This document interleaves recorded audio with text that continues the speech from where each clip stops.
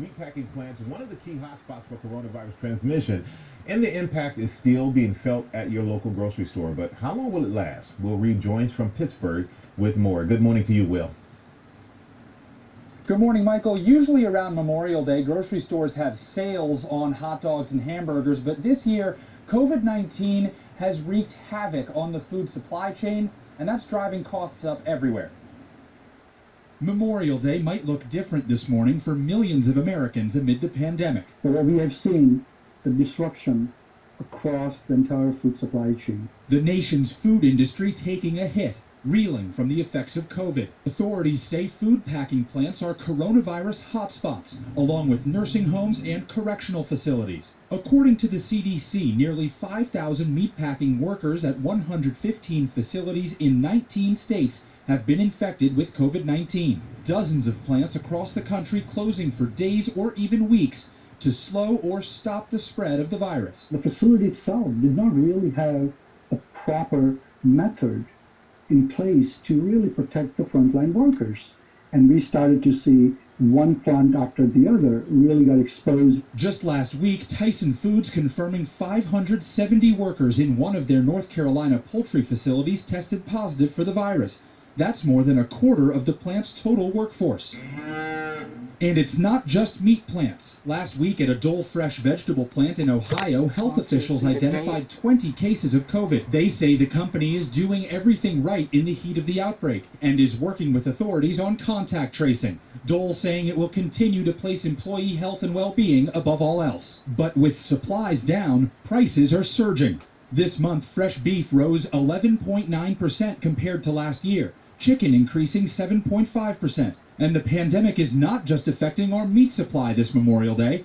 Consumers are reportedly paying 4.5% more for carbonated drinks like soda and 3.8% more for snack foods. What we are seeing obviously the higher prices, shortages in certain commodities, and this will continue. This impact will actually outlast the virus itself. According to the U.S. Bureau of Labor's Consumer Price Index report, grocery bills were up 2.6% in April. That's the largest monthly increase in nearly 50 years, Michael. Yeah, the shortage is being felt. Thank you so much, Will. We are joined live now by Nicholas Bertram, president of the Giant Company, the supermarket chain operating 186 stores under the Giant and Martin brands from Pennsylvania to Virginia. Mr. Bertram, thank you so much for joining us this morning. We've seen shortages at supermarkets across the country, which were pretty bad a few weeks ago. But what are you seeing right now in your stores? Yeah, good morning, Michael. I would say that what we're seeing is continued improvement week over week. You know, the entire American food supply chain has been hustling and working very hard to make sure that there's more availability. And we're starting to see that. We're seeing it on the side counters in the meat departments and our fresh meat cases, and really across everything. So even though there's not the variety that consumers saw, pre-COVID, it's definitely improving every single week. So what items are still in short supply, and when do you think those items and the availability will be back to normal? Some of the classics would be like paper goods and household cleaners. Those types of things have not yet fully recovered. You have some things in the baking aisle and spices that have not yet fully recovered as well. But then you've got great things like fruit and veg, where if you have a good local supplier network like our company does, you really didn't see any impact at all. And even in meat, poultry and pork are both looking pretty good right now, and beef is showing recovery, albeit a bit slower. Yeah, it's interesting. We see all the struggles, unfortunate struggles in the meat packing plants across the country. But has that affected your meat supply? I think you just said there hasn't been any effect to the meat. Not his meat supply. Well, it was supposed to. I was visiting stores over the weekend and sent a note to our head of meat and seafood. Her name's Deb, and asked her where were the problems at? And what she reminded me was that she had already diversified the network and had put a lot of what we call primals inside of our stores. So I didn't see any problems, and in fact, we removed limits for consumers just last week. So it is coming back, Michael. A lot of consumers will be happy. Right. So what about all the other grocery stores? What about those stores? What about your neighborhood grocery stores? Why are there only big box chain stores open? Walmart, Meijer. Why? There is a shortage. This nigga just don't have a shortage. Happy with that. And are you seeing any surprising trends in all of this in terms of what people are now buying? Yeah, actually, exploration. I think there's going to be a lot of budding chefs that come out of this. It'll be one of the positive things that comes out of COVID. So people are going into more tropical fruits, some exotic vegetables, and things of that nature. Specialty and ethnic meal kits are definitely on the rise inside of the stores, or meal prep. And so there's some fun things that are going to come out of this, even though there's still a lot of hard things that we're all getting through together. A lot of people making some good out of all of this and getting a good meal out of it at the same time. Can you tell us about the precautions that your company is taking for the store workers, for the customers, to make sure that when more customers coming into the store, that they're safe? Oh yeah, I mean, safety is very important to us, especially for the 36,000 teammates that I'm responsible for. We worked really hard to get PPE available for them as soon as possible, and that supply is now good. We installed shields, we limited the number of people that were in stores, and did some things that customers thought were a little bit too far, like one-way aisles. But it was all about safety for our teammates and for our customers whenever they actually came in. And so, as social distancing has become a bit more normal, we're able to relax certain things, but there are other things that we just will not relax because safety is going to become first. In simple terms, it's better safe than sorry. Mr. Bertram, thank you so much for your time this morning. We appreciate it. Thank you. Now the United Nations is warning the coronavirus crisis has put the world on the brink of a hunger pandemic. 265 million people could Let's face not forget acute about the food locusts. shortages by the end of the year. That is double last year's projections. CBS's Deborah Patta has more. This is what hunger looks like when it spills over into the streets. Exactly. A food stampede in Kenya's largest slum, leaving ridiculous. scores injured and 2 dead. White.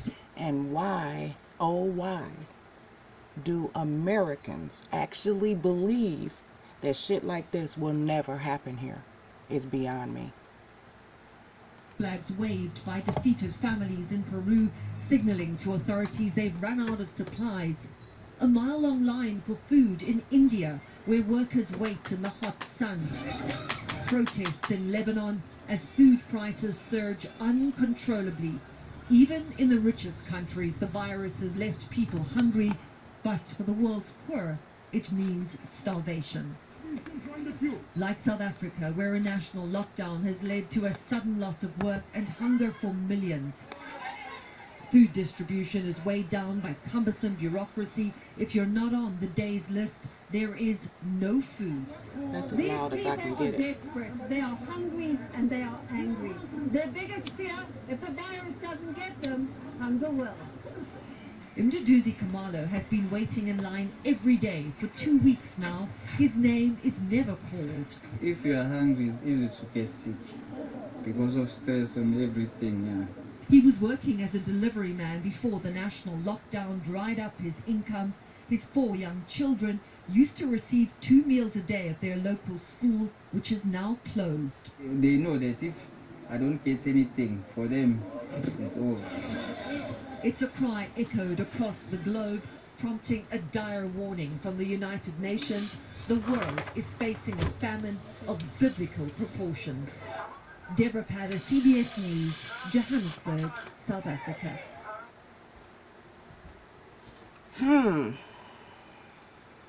What's crazy is I would rather die of the flu than die of hunger. Think about it.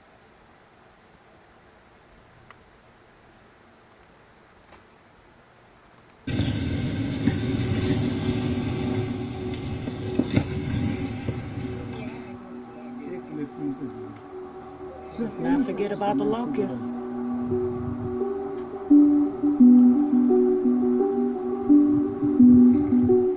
All these distractions going on with this protest. It's not just one thing. Everything plays a part. This protest issue should be about everything, because everything is at its head right now.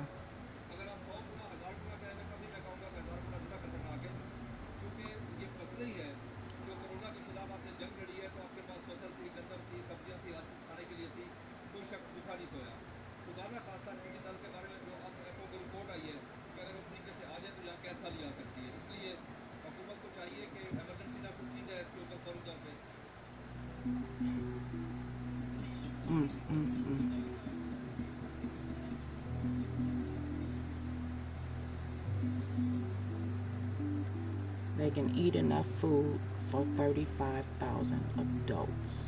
Wow.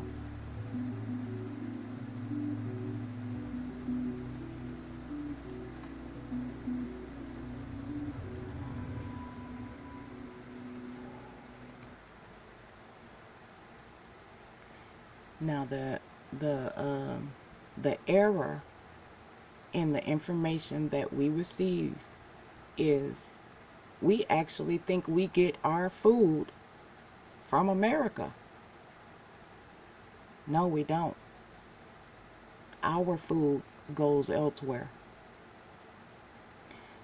What we looking at now is our food. The food that we get is shipped over. Unless you go to your farmer's market. So, you guys have an awesome, awesome day. And prepare. Prepare. You got to make plans for your family. All this other stuff is distracting you from the real problem. I don't want to starve to death. I don't want to get beat to death by the po-pos, you know. I don't want to die from a vaccine. You know, this shit is crazy. It's crazy out here. Stock up on your food. Get a lot of non-perishable things. It's crazy, like you can't even get water unless you buy it. What kind of shit is that? Y'all, look at this. This is the second one I've gotten in my window, and I have no clue how they are getting in. Alright? There are no holes in my screen. I done checked the window 5-6 times. And these damn hornets, where'd he go? Oh, he's at the bottom now. They keep getting in my room through this damn window. Anywho, have a good day, guys.